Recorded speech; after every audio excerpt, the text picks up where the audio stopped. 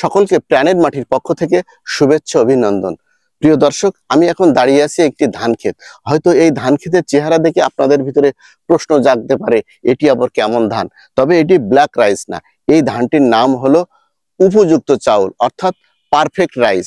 এটি সুদূর আমেরিকা থেকে ভিত্তি বীজ আমদানি করে যশোরের মনিরামপুরের একজন কৃষক উদ্যোক্তা তিনি এই চাষ করেছেন। এই চাষের আদ্যপান্ত জানবো ওই কৃষকের কাছ থেকে। চলুন ভিডিওটি দেখি। এই যে ধানটা দেখছেন, এর নামটা হলো পারফেক্ট রাইস।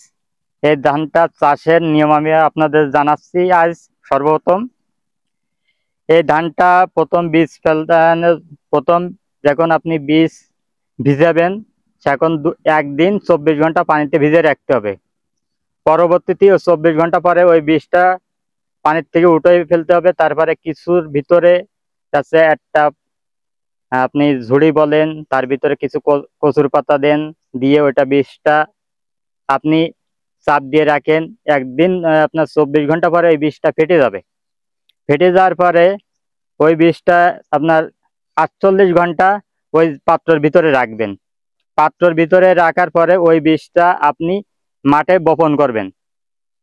বপন করার পরে ওই ধানটা আপনি যখন বপন করলেন, সেখন চারা গজাবে। আপনি হইলো 18 থেকে 23 দিনের ভিতরে ওই গাছটা বড় হয়ে যাবে। ওই গাছটা আপনি আপনার জমিতে রোপণ করবেন। যখন রোপণ করবেন, জমি চাষের প্রথম আমাদের দেশে যেরকম ধানের সার দিয়ে, আমরা প্রথমে সার দিতে হবে। দেওয়ার পরে ওই ভুঁইতে রোপণ করতে হবে। রোপণ করার পরবর্তীতে এই ধানটা আপনার ঘাস যে আগাছা আছে, আগাছা আপনার পরিষ্কার রাখতে হবে। এই ধানের রোগবালা যেগুলো আছে, এগুলো সম্পর্কে আপনাদের জানতে হবে।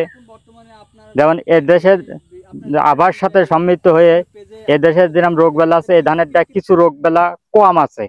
এই ধানটায় রোগবালা যখন আছে, এর বেশি একটা রোগ বেশি হয়ে থাকে, যেটা ঘাস ফড়িং বা আপনার এই যে পচন রোগ বলেন। পচন রোগের ভাবটা খুবই কম পাইছিলাম। এর জিনিসটা আপনার পাইছি ফড়িং এর রোগটা। আর এটা আপনার তিনবার থেকে 2বার সার দিতে হয়। আপনি সার দিলেও চলে, না দিলেও চলে। তারপরেও আমাদের দেশে যেভাবে ধান লাগাইছি, এইভাবে সার দিচ্ছি আমি 2বার, আর 1বার কীটনাশক ব্যবহার করছি। বর্তমানে এখন ধানের অবস্থা এমনই রয়েছে।